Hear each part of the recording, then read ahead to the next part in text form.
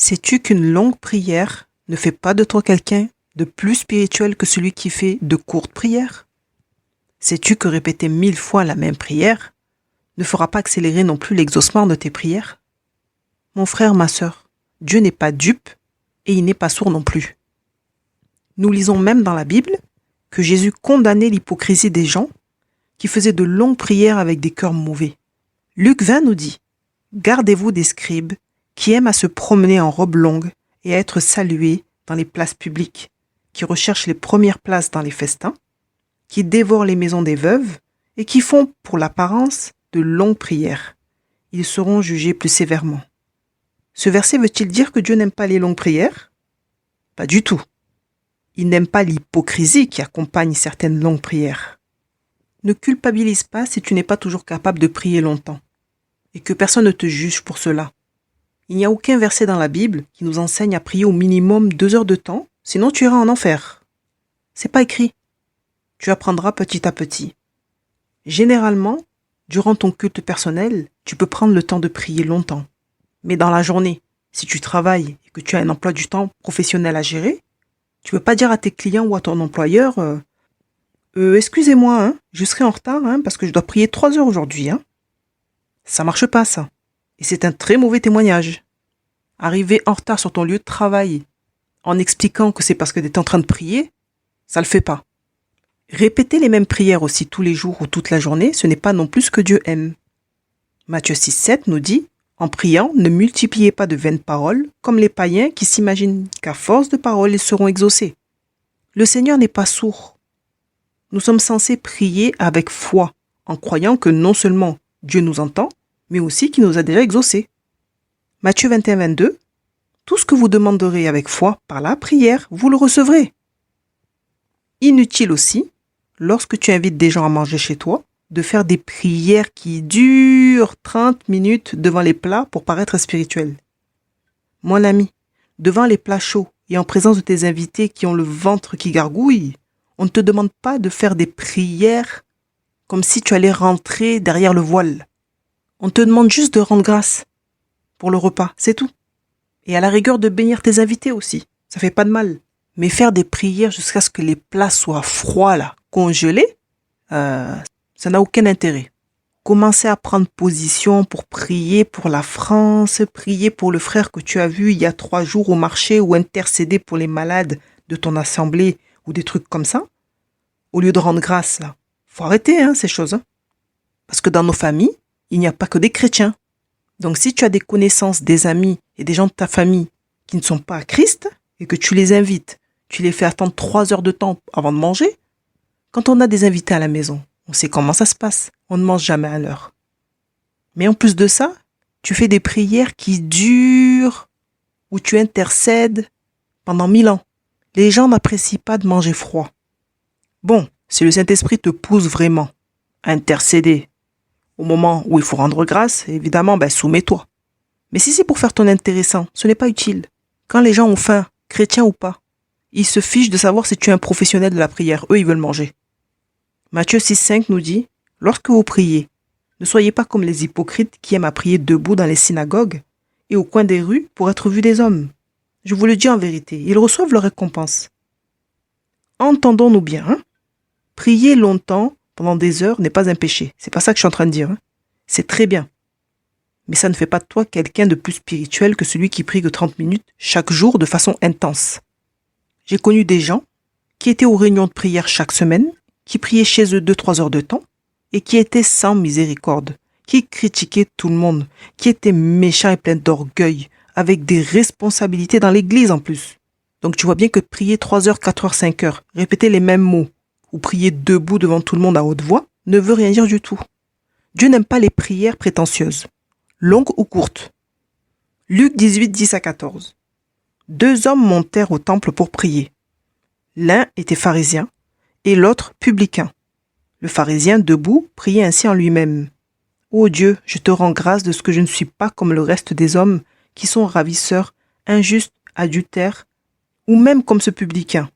Je jeûne 2 fois la semaine, je donne la dîme de tous mes revenus. » Le publicain, se tenant à distance, n'osait même pas lever les yeux au ciel, mais il se frappait la poitrine en disant « Ô Dieu, sois apaisé envers moi, qui suis un pécheur. Je vous le dis, celui-ci descendit dans sa maison justifié plutôt que l'autre. Car quiconque s'élève sera abaissé, et celui qui s'abaisse sera élevé. Tu vois, tu peux duper l'homme, mais Dieu tu ne le dupes pas. Dieu a un problème avec les longues prières des hypocrites, et des prières prétentieuses, courtes ou longues, remplies d'orgueil et de suffisance. L'exaucement des prières ne se trouve pas dans la longueur ni dans la fonction de celui qui prie, mais dans la foi. Aussi, nous lisons dans la Bible qu'il y a une bénédiction particulière lorsque deux personnes s'accordent sur la terre pour demander une chose quelconque au Seigneur. La chose est accordée, mon ami. Lorsque nous nous tenons sérieusement dans la présence de Dieu et que nous allons dans la même direction avec un même cœur, alors rien ne fait obstacle et Dieu exauce. S'accorder sur tous les points avec un même cœur, ça donne un résultat excellent. Tu remarqueras dans la Bible qu'il y a beaucoup de versets qui nous montrent que Jésus priait. On ne voit pas vraiment écrit par contre, Judas s'éloigna pour prier et Jésus et les autres disciples l'attendaient. Ou bien, André se retira dans le désert pour prier.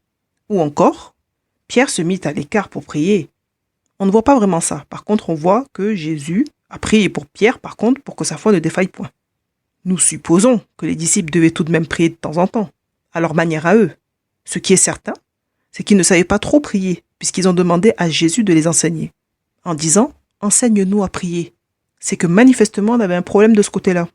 Nous pouvons aussi relever dans la Bible que les prières qui ont été exaucées immédiatement étaient très courtes d'ailleurs. Pierre a dit « Tabitha, lève-toi » et elle a ressuscité.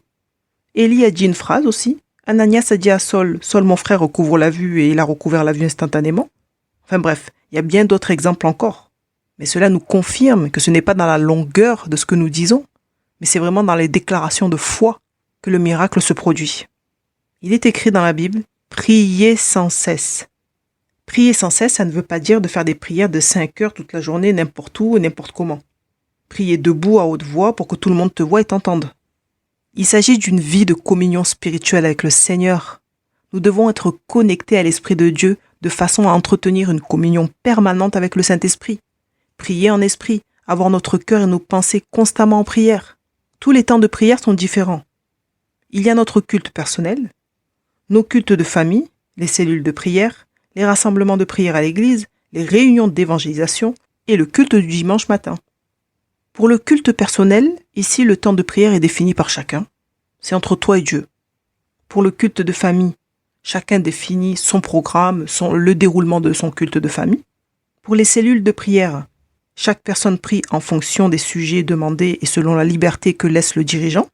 Puisque les cellules de prière se font dans les maisons des frères et sœurs, tu dois premièrement respecter les lieux chez tes frères et sœurs, mais tu dois aussi respecter celui qui dirige la réunion.